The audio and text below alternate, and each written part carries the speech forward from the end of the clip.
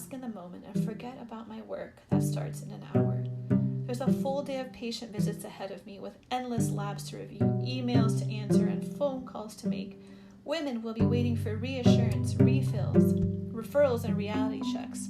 Not to mention the usual prenatal checkups, endometrial and vulvar biopsies, testing for sexually transmitted infections, pap smears, breast checks, menopause conversations, and birth control prescriptions. There's always more work than time. But world, don't you know today is not like any other? I'm pregnant. Me, pregnant. And yet wonder continue to mingle with worry. How will this fit into our lives? I mean, what's this going to look like? I just completed my schooling and am switching jobs. How will we make this work?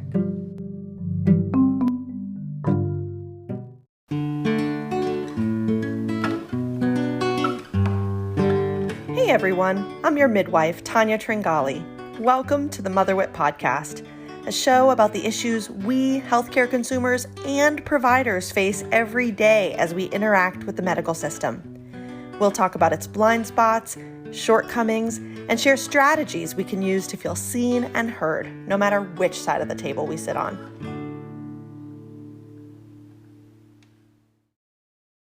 Hey everyone.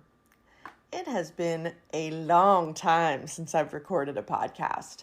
I really didn't realize how much of a break I took. I took a bigger break than I thought I was, than I expected to. But I was really enjoying it. And I think sometimes that happens. You love something, you give it your all, and then you can get a little burnt out on it too. And it becomes a source of pressure, right? So I think everybody knows I do this podcast on my own, by myself, every bit of it, soup to nuts. And it gets to be a lot, the finding guests and figuring out if it's a good fit, and then having to, read their book or whatever it is that goes into having them on, figuring out what questions to ask them, putting it together from a technical standpoint. It's not like I have any skills when it comes to this. I've had to learn all by myself how to edit. And then the social media piece, which really, to be honest, is the piece that I dislike the most. So those of you who listen and follow me on Instagram, you'll notice my prolonged absence there as well. I just want to explain that a little bit. I will put together a post to promote whoever's on my podcast, which, again, I'm probably going to be doing fewer podcast episodes for a while moving forward. But beyond that, I am not going to continue making content for Instagram or whatever. It's never fed my soul. It's not how I get clients. It's how I stay engaged with former clients, which I love. I love, but it's not the only way for me to stay in touch with my former clients. And I think, and my former clients can speak to this, I build enough of a bond with them that they're in touch anyway. People who have worked with me just reach back out periodically to give me an update on their life, to ask a quick question, and I adore hearing from them. And it's like a specific kind of friendship that forms over time. Anyway, the other thing is that and I think people know this already, but, I never know when somebody's listening who's not familiar with me and the way I roll through this world. I do a lot of different things, and I struggle to figure out where to put my focus, because sometimes when you have your own small business or your own podcast or whatever it is, you feel a sense of pressure to grow it, to make it bigger, to make it better. There's these messages in our modern world about how we're supposed to do that. And I also know that I wouldn't be happy if I only did those things. And so I do lots of other things. One thing that I have recently done that I think you guys have probably seen, because I did actually make a post on social media about it, is for the first time in my life, I was an editor on a textbook. And that was an enormous undertaking over the course of 2 years. I learned so much. I shed tears. I worked out hours and hours and hours on this. It was an enormous piece of my life for 2 years. And now the book is sitting on a table in front of me, and I almost can't believe it. And the life I've set up for myself, doing a lot of different things, is what allows me to take on these projects that I wouldn't be able to do if I still worked full-time clinically. So anyway, I am always working in education in some capacity. I'm often working as a consultant in a wide range of different capacities, often learning new things while also bringing the expertise I have to other things. And then there's the fitness angle, right? So like in 3 weeks, I'm doing my CrossFit Level 2 certification. I don't even coach CrossFit classes, but CrossFit is the modality that speaks to me the most, and I work with people who do CrossFit who also become pregnant and become postpartum and experience the challenges that come with some of those things. And that's really important to me to stay grounded in that space. So anyway, I've got my hands in a lot of pots, and that's why you're not seeing me or hearing from me as much. But my thinking moving forward is that I hope to put out a podcast about once a month. If there's anyone listening, whether you're a midwife or a birth worker or a healthcare consumer who spends a lot of your own mental energy in the women's healthcare space or the reproductive healthcare space, and you are interested in maybe volunteering your time to work with me on the podcast or social media or the things that I'm having to lower on the list because they're not my natural skill set and they take up a lot of time. If anyone's interested in helping out, reach out. I would love a partner in crime, and I actually do better work when I work in a team than when I work alone. Being beholden to somebody else helps me. Being beholden to myself, I'm pretty good at that, but again, spread kind of thin. So anyway, I just wanted to give you guys that update on what's been going on. On a personal level, part of the reason I was away for so long is because my husband and I got married in January. We took an epic honeymoon, epic. We went all over Europe, Germany, Czech Republic. I mean, we went so many places. I can't even spit it all out at once. I have to I wrote it down. I wrote down where we were every single day because I can't retain it. We had one day where we were in 3 different countries in one day, which was maybe a little over the top and unnecessary, but it was a dream of my husband's and we did it. Saw some amazing things. We love old walled cities and really old churches and things like that. And I mean, we walked easily 10 kilometers a day every day for 23 days. It was definitely epic. And from there, I had some healthcare related stuff to deal with. So we were gone for 30 days. I turned off my whole life for 30 days. So I stopped taking clients before that. I wrapped up recording podcasts, and then I came back, and it's just been kind of hard to get back into the groove because some of my work commitments have really taken priority, and I'm really just getting back into podcasting again. So anyway, that's a really long update, but I thought those of you who are consistent listeners really deserved that from me. All right. Love you guys.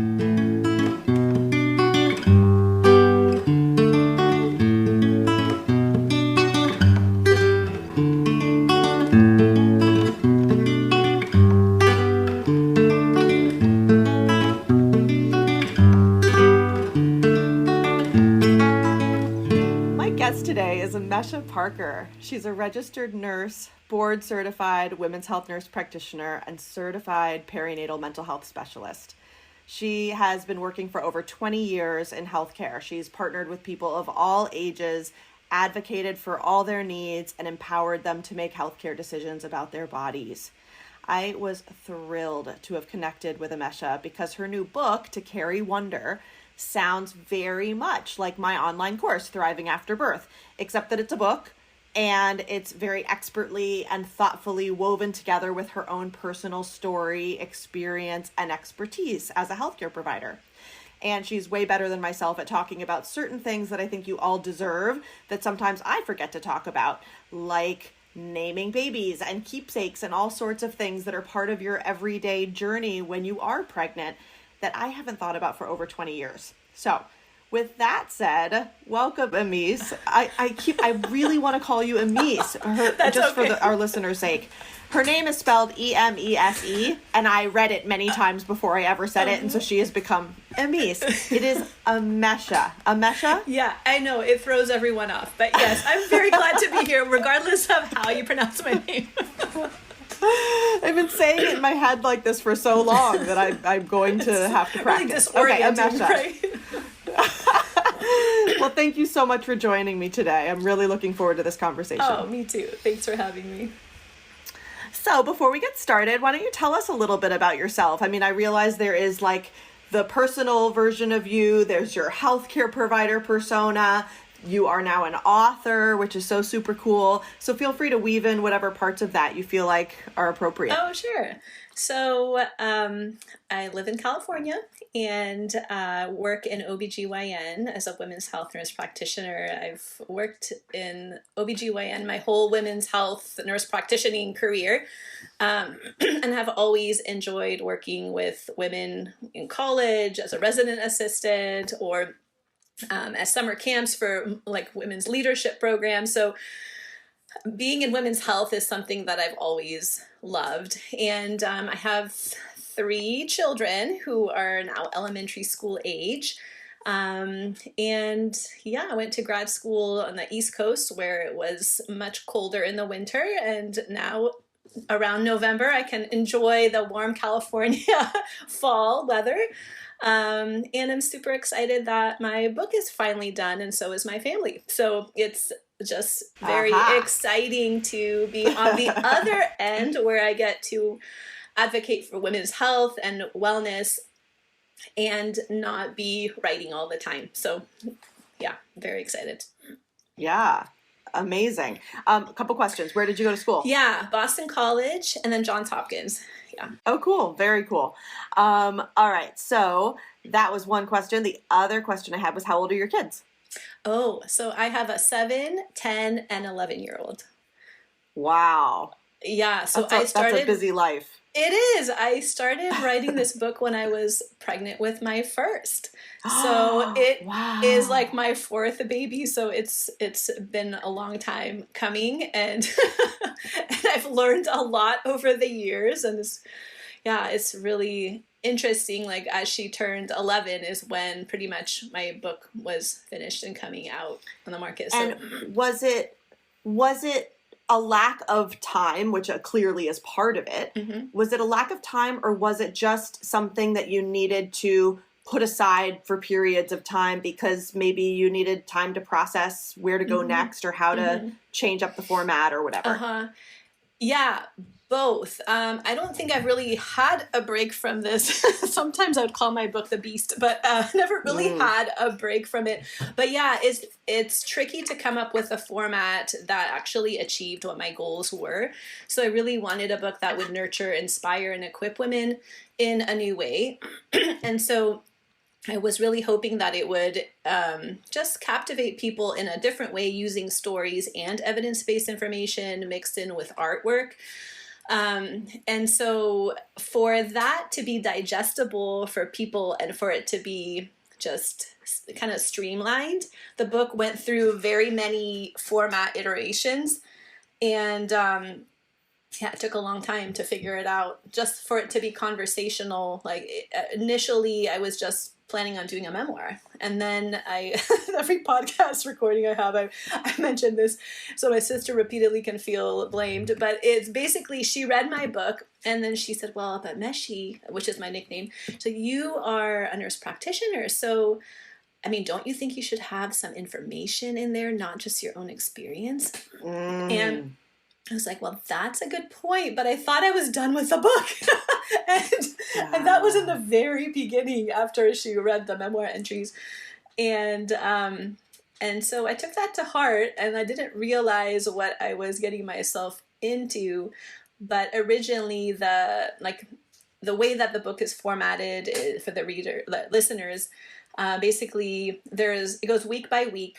From the beginning of pregnancy all the way to the first, 4 months postpartum. And each week there's 2 memoir stories that hopefully help them relate and reflect on their own pregnancy experiences. And then there's a let's talk about it where we go deeper into some kind of a topic. And so originally I wasn't planning on having an educational topic in each week. And it was just like maybe every month or something.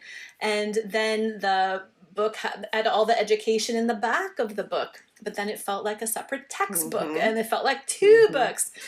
And so then it was like reintegrating it into the book and how like just finding the tone that was easier to read and was cohesive. That took a long time. So I worked with a wonderful editor, Rachel Richardson. And then as we were working together, she's like, well, don't you think we should have an educational topic in each week? And I was like, each week? Oh my gosh, that's a lot of content. And I really was wanting this book to also be able to be a supplemental textbook for like nursing or midwifery maternity care courses. So I definitely wanted to have the research backing what I'm saying in those Let's Talk About It. So that took a lot of extra time doing that. So here we are. Did you know that less than 15% of people meet guidelines for recommended amounts of physical activity during pregnancy? As healthcare providers, it is our duty to promote health and wellness throughout the lifespan, and the perinatal period is all too often overlooked. Our clients look to us for guidance on this, and we do the best we can with the knowledge we have, but that's often based on a combination of life experiences, common sense, and myths. My new course, Exercise in the Perinatal Period for Healthcare Providers, is designed for providers who are motivated to improve their ability to support their clients in getting or staying active throughout the perinatal period, including their postpartum return to fitness. Click the link in the show notes to learn more. Dan and I are home from work, and a huge, uncontrollable smile stretches across my face every time our eyes meet. I try to hide this curious reflex, telling him it's just so good to see him, which is true. I'll be nonchalant, wait for the right time. I'll set the table, replace the knife with a positive pregnancy test, and then watch him like a lab rat. But I couldn't help myself. Dan was in the shower before dinner, asked for a bar of soap, and got handed a positive pregnancy test instead. Just like that, all his movement and small talk came to a dead halt. Thick steam continued to billow out from behind the curtain, but I could hear nothing more than the shower running. Oh no, I evaporated my husband. He had the same confused expression I must have had that morning. After a brief eternity, his eyes grew big, his eyebrows soared to the sky, and a wide smile stretched across my face. Apparently, he really was ready for something new. I imagined as I was reading it that you probably had just started out as an intense journaler and you were just journaling about your pregnancy. That was what I sort of imagined. That's true? Yes, that is true. Because I couldn't have imagined any other way how you could remember in such detail those simpler moments. Like I have a 23-year-old and I only have one child. So at this point, like a lot of those simple moments are gone for me. They're just woof, gone. Yeah. And you recounted them with such detail and with such a nice storytelling tone. And then it changes over, but it doesn't change over in a harsh way. Like I think people listening might not understand how these two pieces come together so nicely, but they do, because you remind us that you're a real person who experienced pregnancy multiple times, but that you work in the field and you have this way of melding the experience, and then it kind of takes you off into the educational piece. And as far as the consumer is concerned, I think what's so special about this book is the way it has taken a book I don't love, that I don't know what people are going to think about what I'm about to say. And maybe this book is too old and people don't even know it anymore the way I think people do, but you know what I'm going to say already? I think so. What to expect when you're expecting. Yeah, it's like you took what to expect when you're expecting a book I don't like and never liked.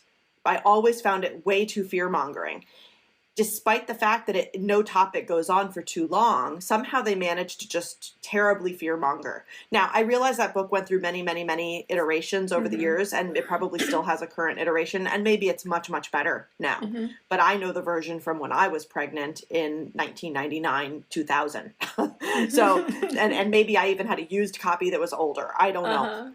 But what you did, I feel like your book is in that genre, but you really modernized it and softened it. And the piece that I find most interesting, and I'm assuming you know this, you're like, yeah, thanks, I know, is when you say, let's dig deeper, that's what goes in the back of the book. So that people are choosing what to dig deeper on.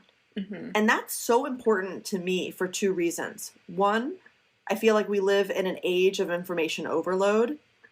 We also live in an age where people are really traumatized by all the things they're told they need to do to be the perfect vessel. And there's such an intense balancing act that each individual experiences as they go through that. And I think your book gives people choices. So I'm wondering what you think about that. If that was like really intentional, if that evolved over time, if you realize that that's impactful. Yeah, well, thank you for all those thoughts. Yeah, it was intentional because I just felt like in the run-of-the-mill prenatal appointment that people have, there's a lot of important content that's not covered. And we focus a lot on blood pressures and fundal heights and labs, and those visits are really fast. And so people miss out on some really important transformative, even just the transformative topics, and even just acknowledging that their experiences of pregnancy and motherhood are going to be really different, possibly from what they expected, or from what their mom thought it would be, or from how it looked for their friends. And so my hope was that they could have a space to authentically experience their own pregnancy, because so much changes in the biocycle, social, cultural, career. I mean, everything changes, and we don't necessarily expect that to happen. And so by having these different topics, I'm hoping that people have like the opportunity to learn the basics of some very simple things, even like how do you connect with your healthcare provider, to how do you talk with your partner about difficult things, and how do you process what you're going through, and where does maternal mental health fall into this, and how common it is. So there's some really important things that I was hoping that most people would want to just quickly skim and then let's talk about it. But yeah, if they're wanting to go deeper on like, well, can I take psychiatric medication when I am pregnant or breastfeeding, or should I automatically stop because I'm pregnant?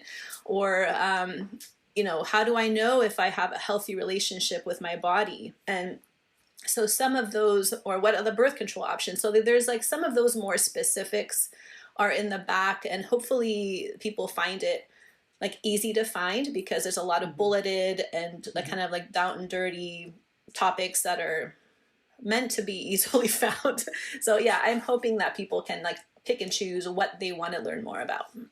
Well, and I think the reason why that really spoke to me is because in my comprehensive postpartum care program, which is the thing that most people come to me for, I do work with people from preconception all the way through pregnancy and postpartum, but I would say the majority of people join me in their last month of pregnancy and through at least 3 months postpartum.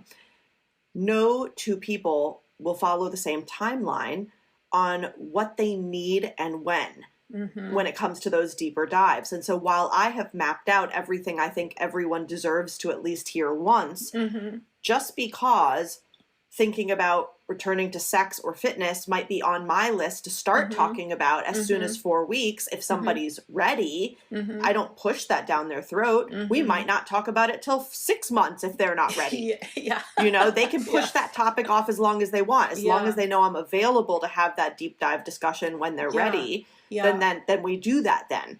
So I feel like your book is doing a lot of the same things that I do with people one-on-one. It's such a nice accompaniment of, it's like choose your own ending almost, right? Like, I'm going to skip this for now because I'm not prepared for that information, or I've heard that too many times. I don't need anymore. It doesn't matter what the rationale is. That person just skips the deeper dive part. Right. And so I think what's cool is if someone were to buy your book and read it just week by week, it's really only a few pages of reading each week. And so I think that was what I really loved also about that information overload piece, right? But then when you take it to the other side of the discussion, when it comes to like that triggering thing, I was thinking about the way you handled food, for example.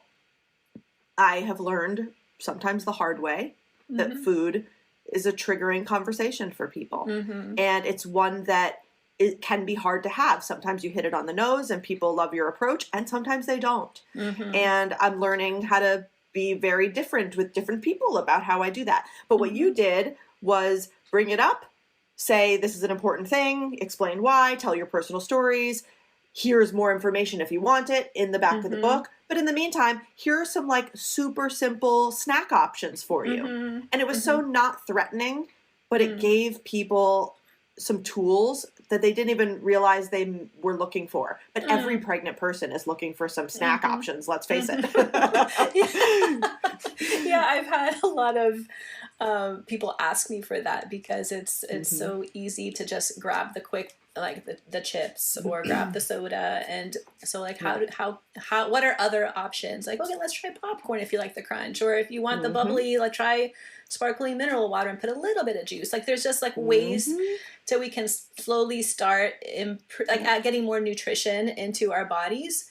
And I'm really grateful because I think originally where I started learning more about that was as a diabetes case manager. So that was actually my first nursing job in an inner city Boston health center. And, we had to figure out how do we engage people in eating more nutritiously, but we don't have to do something super dramatic. Like, let's just like realize that how we eat has a lot. There's so many things that influence that. How we were raised, what our culture is, stress eating. I mean, what's available to us. And I think about, those food deserts across the US where huge populations don't even have access to nutritious foods as easily. So a lot of things play into it. And if we can work together and start slowly just exploring options that are not that hard, but maybe new, then we have a place to start. Yeah, no, you did a really nice job of just opening the door to some simple additions, right? Like what I'm learning from working with people when it comes to talking about food is, and certainly this isn't new, I think a lot of great practitioners know this, but it can be hard to put into practice. We would do a lot better and people would listen to us more if we talk about healthy things to add in rather than talking about what they need to get rid of. Anytime you have someone adding in healthy options, it will naturally reduce the unhealthy. But the second you say to someone, you can't have this, it makes them want it. It's like, don't think of the pink elephant. All you can think about is that pink elephant. Right. And your options in there were like, I was like, hey, I need to review these again. We all need that. It was great. I had a really great nutritionist, registered dietitian actually, who helped review my content for the book.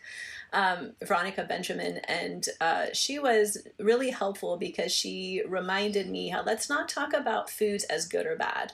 Let's think about foods as nutrient dense or nutrient light, and how do we, so when we're thinking about eating for two, we're really not trying to eat double as if we had a whole adult inside of us, but thinking about how to, like, reminding our patients, or if we're pregnant, reminding women that we're trying to get nutrition into our bodies that benefit both us and our babies. And that doesn't mean we have to eat perfectly. It just means we need to kind of keep tabs on, like, okay, are we generally getting what we need? And then that's when I remind people, first trimester, just the goal is survival.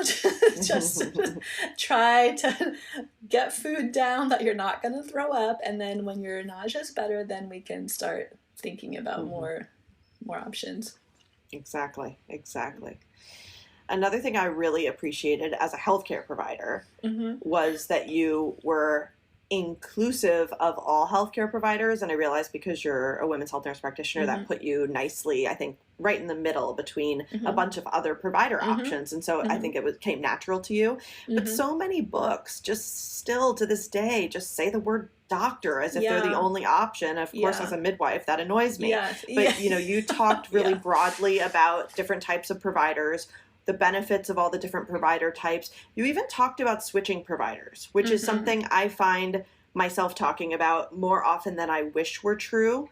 And people have a really hard time coming around to making a switch, even when it's in their best interests, right? That feeling, and you talked about it in the book, that you feel beholden to someone because they took care of you for a long time, or maybe they were your mothers or your sisters, or maybe they delivered you, right? Like there's these ideas that people get in their head about why they have to stay. And they really have to soul search and realize that it's not the end of the world if you have to change. Yeah, I think that's so true. And if people and healthcare providers looked at that healthcare provider-patient relationship and thought about it more like a collaboration as opposed to a hierarchy, I think we would have better experiences within the healthcare system and more meaningful. But I think about like the most effective relationships that I've seen between healthcare provider and patients, and it's when there is that trust and there is that comfort level for people to really be able to say what's on their hearts and their concerns. And when we're dismissed, they don't have time to address our issues, or being disrespected, or not having our questions answered, or like if there's a decision to be made and we don't have the pros and cons explained to us. And if they just don't get us, like they're culturally or in whatever way we want to think about diversity, if they don't respect us and understand what our needs are, then it's really, I say go find someone else, because you're not only is it a disservice for your own health, it's also your baby that we're talking about, or your child that we're talking about, and it affects everything. And so I am a huge proponent of people just evaluating that relationship with their healthcare provider. And then if for whatever reason that's not going well after multiple attempts to improve that situation, then please go and find someone. And then for healthcare providers, like it's really hard because we don't have that much time built into our schedule to really delve deep with our patients sometimes. And so just the way that the healthcare system is set up can be limiting in how much we can really sit down and have a heart-to-heart with our patients. But as much as we're able to, when we're in that room, for us to ask our patients, like, what is your priority? Do you have any questions or concerns for me for today? And not just going in with our own agenda can be really helpful, I think. Hey everyone, it's me, Tanya, your host here at the Motherwit podcast. I sometimes invite my clients on the show to talk about their birth stories and postpartum experiences, but I want to tell you a little bit more about what those clients and I actually do together. I started Motherwit to help people in the perinatal period achieve their health and wellness goals. That means whether you're hoping to conceive and struggling with high blood pressure or high blood sugar, or you're having trouble managing anxiety or depression in the postpartum period, or maybe you just need support and advocacy between prenatal or postpartum visits, I can help. Get a discount on your first consultation with me at motherwitmaternity.com using the code FIRSTCONSULT 10% off. That's 10% symbol, all one word. I'm looking forward to working with you and maybe having you on the show too. And to take it just a step further, and it's a big step, I think we also have to know when to suggest to someone that maybe this practice isn't the right practice for you. And Yes. I've worked in practices where occasionally, or a little bit more than occasionally, people come and they think, well, you're a midwife, you're gotta be what I was looking for. But midwife practices come in all shapes and sizes too, and volumes and acuity levels and all of that. And, you know, I have looked at people and said, I adore you, but I think you might be better off over here. And, you know, those people will often, sometimes they take you up on it and sometimes they don't. And that's okay. Sometimes they say, thank you for saying that. I understand why you said it. And I really respect you and appreciate you for your willingness to say that. But I've grown to like you guys and I'll put up with those other things or whatever it is, right? And then sometimes they go and then they thank you for going. Rarely have I ever had someone come back and say, why'd you tell me to leave you, right? I mean, that doesn't usually happen. Yeah, if you pick and choose who you say that to wisely, that's not usually the way the conversation goes. But yeah, I think that's a big leap to ask providers to make, and I can see why that can be challenging, but I think sometimes that needs to be said. Yeah, I agree. So, okay, something I found slightly humorous in my own midwife brain, and I think you'll get it, but I'm wondering what your personal experience is. So, like, when you were talking about fundal heights and using fundal heights as an example of something, I can't remember what. I don't remember whether you were just teaching about it or whatever, but I thought to myself, oh, I could tell you're such a lovely provider because you state your information about fundal heights as if everybody gets them. And my experience, and I think you know what I'm going to say, is there's a shocking number of people out there who will tell me that they're usually doctor, have never put their hands on their belly in this manner. They have no idea what I'm talking about when I use that term or I mention a measuring tape. And that was news to me when I left full-time clinical practice and started doing the work that I do now. I remember the first number of times being like, what? No one puts their hands on your belly in this way? They don't feel the position of your baby? It's all done by sonogram. And it was like, my mind was kind of blown. Yeah, I think going along with that, there's so many things that we quickly can do with a patient or to a patient that we don't really explain what the purpose is and what the limitations are. And or if someone's measuring larger or smaller than their gestational age, so it's just an estimate. Hopefully it's somewhere close, but if it's smaller or bigger, it doesn't mean your baby's younger or older. And so trying to explain the very basics. Yeah, that's surprising to hear that some people would just never even, just evaluate their cute little bellies. Yeah, it made me realize, well, I now know you're someone who touches bellies every day and you think everybody does that too. But they don't. And that was like such nice. Crazy news to me. Yeah, totally. Yeah, I mean, I think the reason that I take the position that I take on this is it seems to me, and I cannot prove this, but it seems to me that the same people who haven't had their belly touched in the thoughtful ways that we touch when we're doing fundal heights and Leopold's. Leopold's is when we're feeling the position of the baby and seeing, is it dipping down into the pelvis yet? All of these things. Those are the same people who tend to have a provider that's also amping up some amount of what is often fear-mongering about the size of their baby as they approach term. And it's always very interesting to me to see that. And I'm not sure the extent of those sonograms, right? I don't think they're getting like full biophysical profiles with estimated fetal weights every visit. That doesn't make any sense. That's not a standard of care that anyone follows as far as I know. So I don't really understand how those discussions evolve when it's a sonogram for the purposes of, is the heart beating appropriately? Where's the spine? Where's the head? Okay, that's that. And then there's commentary about the weight. And that's something that I find myself unpacking with people a lot. Yeah.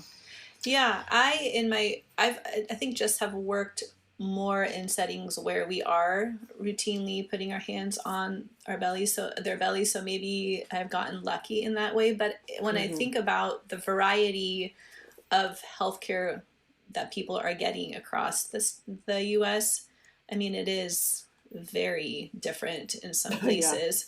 And I hope that changes. And my other hope was that through just talking about some of those topics in my book, that people would really feel empowered to know when to speak up and when to seek out other resources so that they are not just unaware of how their healthcare, like what quality healthcare looks like. Absolutely. Absolutely.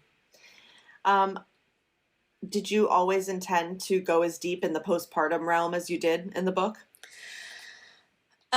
So going back to what you were saying about, it sounded like I was journaling through my first pregnancy. I've always journaled my whole life. So ever since like I can find my 5th grade journal. Like Wow. I've journaled, they're all in boxes. I've journaled throughout my whole life.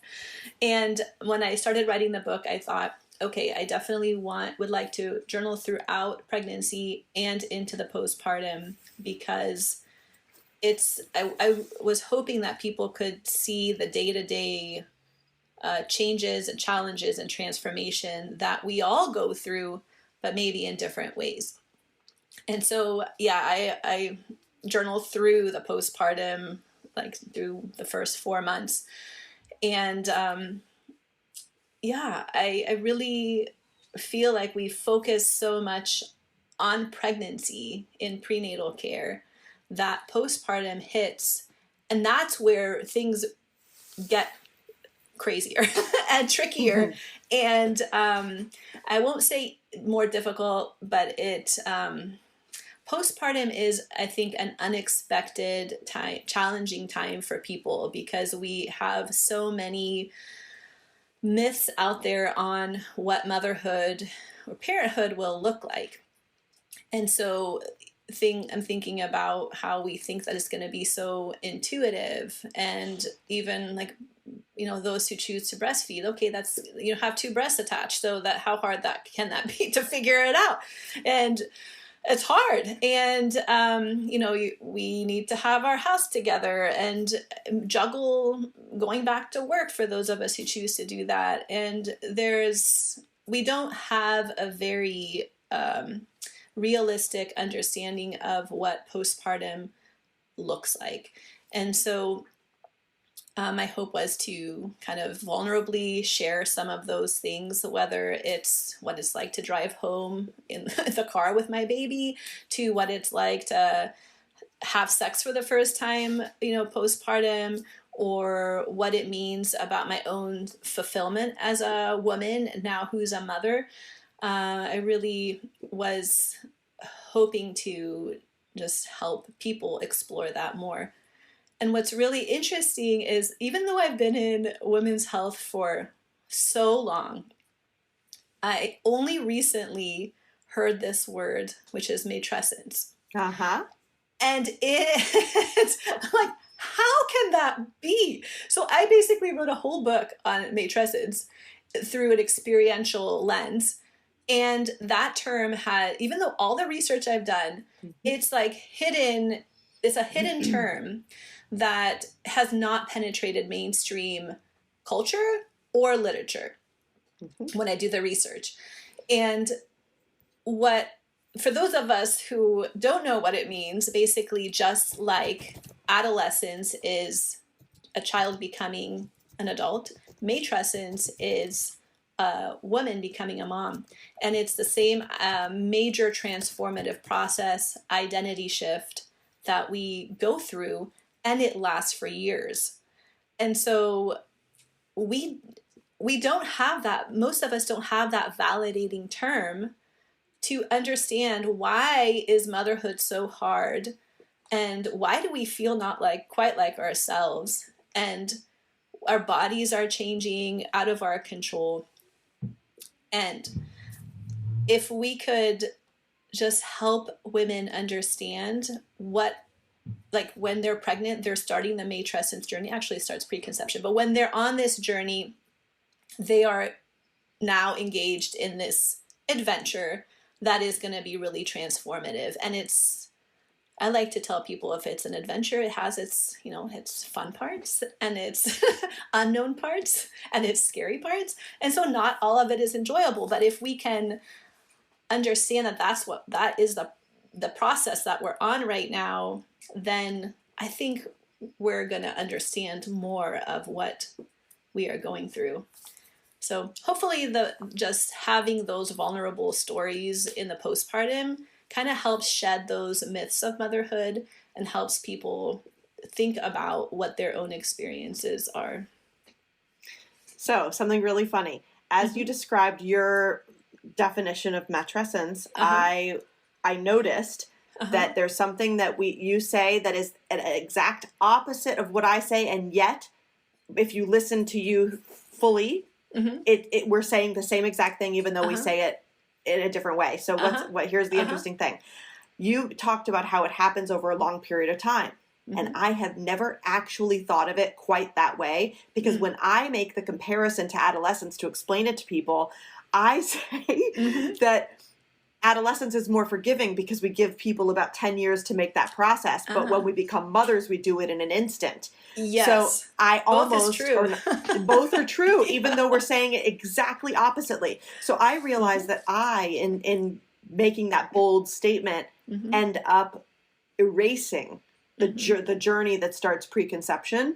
And that was really like special for me to hear you say that, because I realized that I have not pointed that piece out, that it can be stretched out in this way, because I have focused on it as a direct comparison to adolescence being a slow process that doesn't have a pinnacle or a moment in time. Yeah, that's true.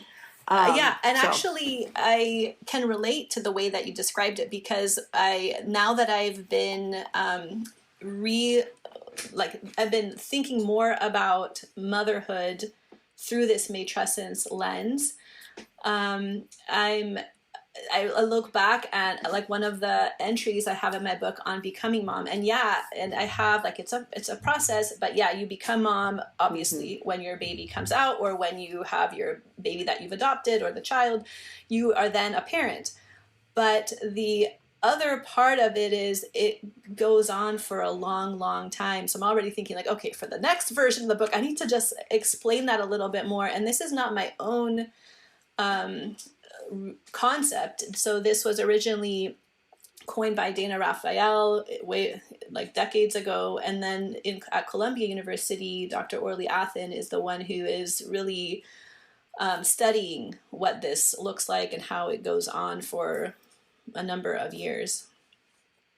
Yeah, whenever this comes up on the show, I always link out to a TED Talk by Alexandra Sachs. Have you heard that one? Yeah. I think it's just such a nice one that I think people really enjoy listening to, and it gets to the point, and our listeners get the gist without having to like dig into the academic side of it. Yeah, that's a good so talk. I will link to that again for our listeners. It's a really beautiful talk. There's so many ways to unpack that.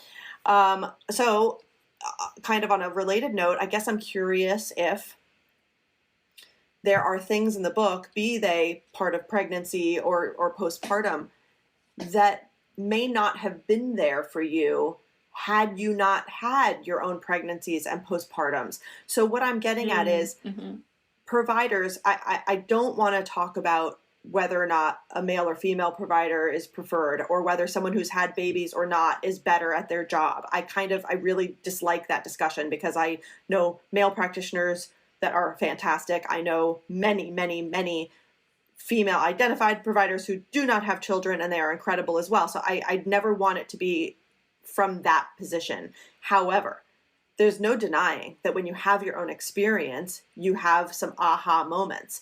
And I had my baby, and that's what got me into midwifery. I was a young mother, and I got into midwifery then. So I don't have the before and after.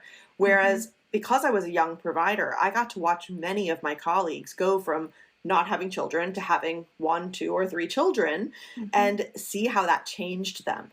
And it was always fascinating to me to watch them come back to work after a maternity leave. And sometimes they would get a little emotional at something that they had previously talked about 100 times, and now it hits them differently. So I'm kind of curious how your own experiences changed you as a provider, and how that may have affected your book, because you don't know what you don't know. Are you pregnant or a new parent looking to ensure a better postpartum experience? Or are you a birth worker looking to improve your postpartum care skills? Check out Thriving After Birth, an online self-paced course by me, midwife and educator Tanya Tringali. It's 10 and a half hours of video content featuring experts in lactation, mental health, pelvic floor health, pediatric sleep issues. You also get worksheets and a workbook, as well as options to have a one-on-one session with me. Sign up at motherwitmaternity.com/thriving, and let's improve postpartum care together. Yeah, so that's a really good question. I think that's, again, the benefit of a book dragging on for a long time is that it grows with you. So I kind of dove into the perinatal mental health world about 7 years ago when I was trying to find a group of people who really were trying to look at the wellness of women and not just the physical experiences of pregnancy and motherhood. And so as I started going to more of those conferences and attending more of those talks and reading more, that's when I started really understanding how common perinatal mood and anxiety disorders are. And that's like 1 in 5 people, if you think about from pregnancy to the first year after you have your baby, like until a baby is 1. And that's a very big window where those are really common. So the book, just as I was learning about these things, I was integrating them in. I would say what has helped going through pregnancy in my own experiences in providing healthcare to others, I would say, the awareness of that journey of motherhood and pregnancy. There are so many other things that we are not routinely talking about in prenatal care that were just surprising to me. And how difficult, like, even though I've been taking care of, pregnant women for a couple years before I got pregnant, it was eye-opening. And I just still remember my mom, who would tell me that pregnancy is like the best time in a person's life. And that was very true for her. And she, I think, would be serially pregnant if she could, because she just loves that time of her life. And so when I became pregnant, it was very different. I'm like, this is really hard, and it sucks to have pregnancy nausea, and you just can feel depressed and down from that. Mm-hmm. And oh my gosh, like what is my body gonna do and look like? And I remember journaling, like, this seems kind of like petty to think about, like, am I gonna have hemorrhoids, or like, am I gonna have stretch marks? But really, when it's your body and you've lived in that body for a long time, you kind of want to know what it's gonna do and how it's gonna change and how you're gonna change. And so I think that just going through the growth inside out, figuratively and literally, was way beyond what I expected. And as far as postpartum is concerned, I think I was pretty much clueless about how intense motherhood is, especially the first few months postpartum. I mean, I still remember bringing our daughter home, and the first night, she literally screamed from morning until night, literally. Like, I remember, like, the hardwood floors, I feel like they're reverberating. I'm like, oh my gosh, like, I just had a really long, difficult, exhausting labor experience. And now my husband has a cold, so we don't want him taking care of the baby. And it's me and her. And by morning, I thought I was going to die. I'm like, I don't think I'm cut out for motherhood. Like, how am I going to possibly survive 18 years of this when the first night I feel like I cannot go on? And so I think that taught me, okay, well, yeah, it is really hard. We really do need a community. And I was grateful that my mom and my sister came and helped and gave me a chance to sleep.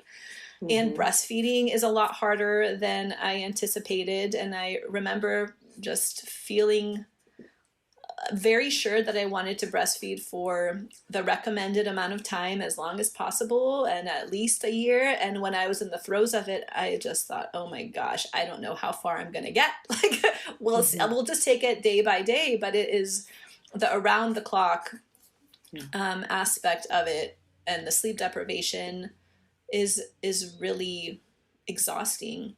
And so that has, I think, allowed me to give people more permission. Like, okay, it's not all or none. You can breastfeed if you want to, and you can also formula feed too. And we have to think about the mother's wellness. That's the biggest gift we can give our babies is ourselves being well. And so we can we can be a little bit more creative about how we can support you postpartum.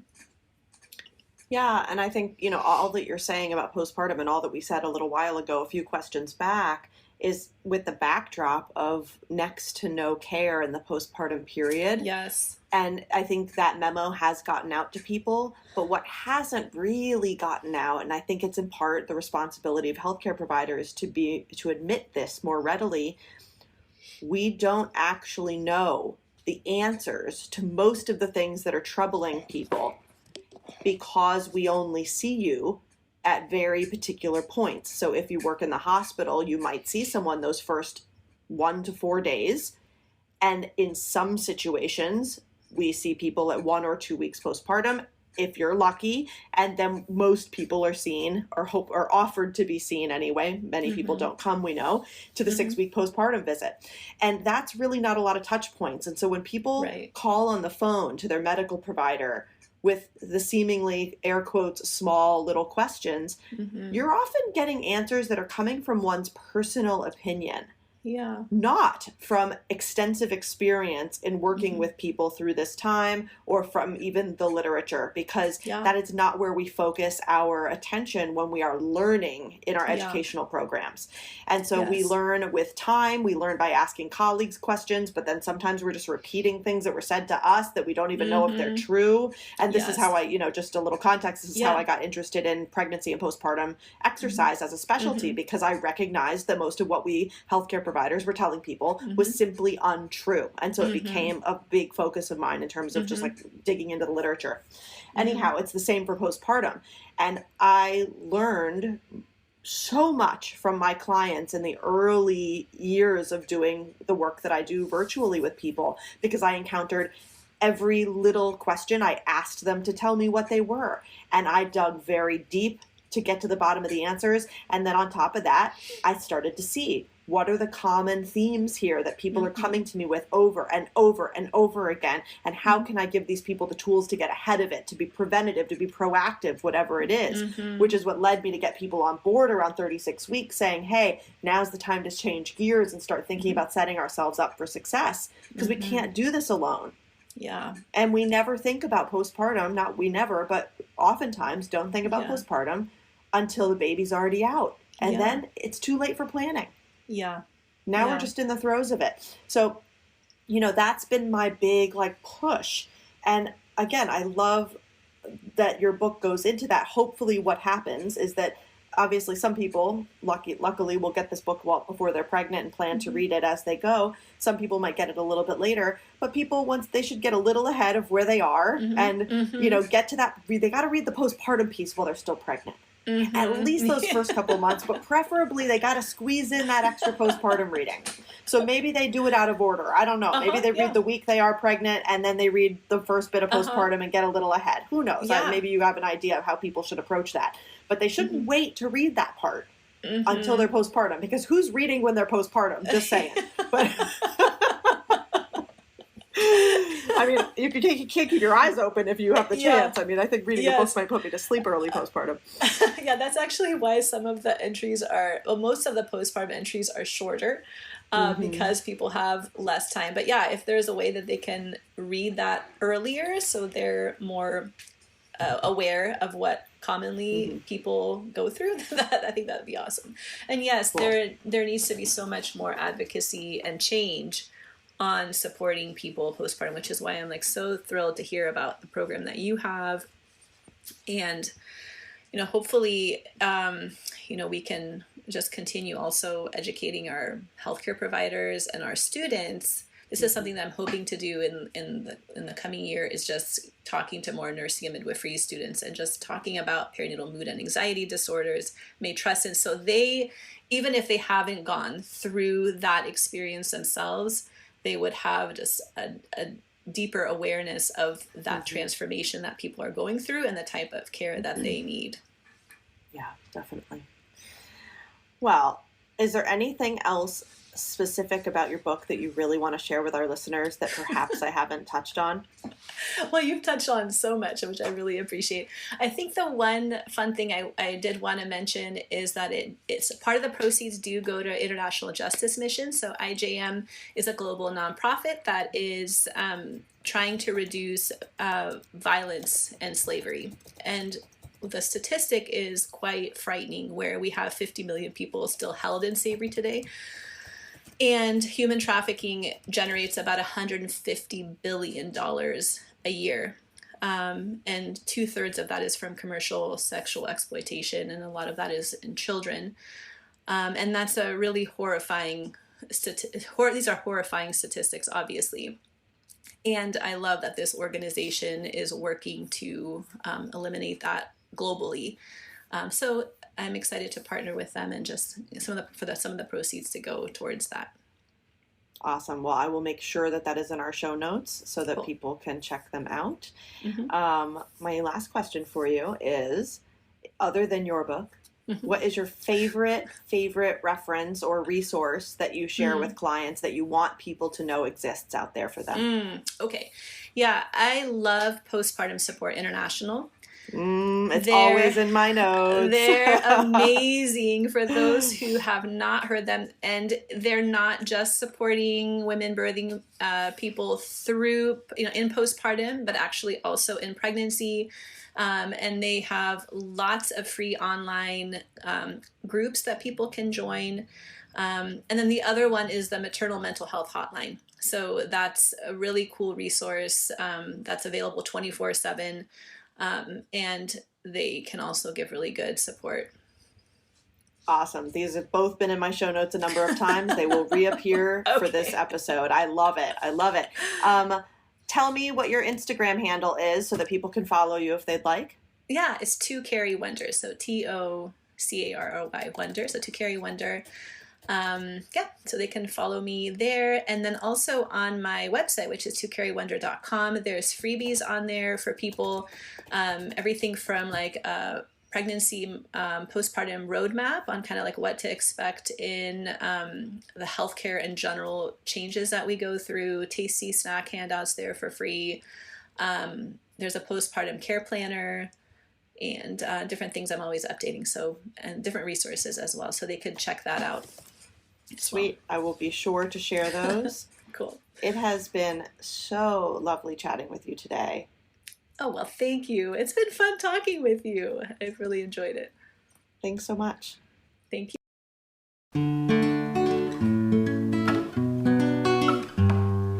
Thank you for listening to the Mother Whip podcast. If any of the issues we discussed today resonate with you or your experience, I'd love to hear from you. Leave me a voicemail at 917-310-0573, or better yet, email me a voice memo at tanya@motherwhipmaternity.com. I really want to hear what worked for you, what didn't work, what support you'd wished you had, how you got through the tough times, how you advocated for yourself, or especially any tips you want to share with our listeners. I want to hear all of it. And if you'd really like to work together, you can get a discount on your first consultation with me at motherwhipmaternity.com using the code FIRSTCONSULT 10% off. That's 10% symbol, all one word. Okay, that's all. It's wonderful being in community with you all. Thanks again for listening, and see you next time.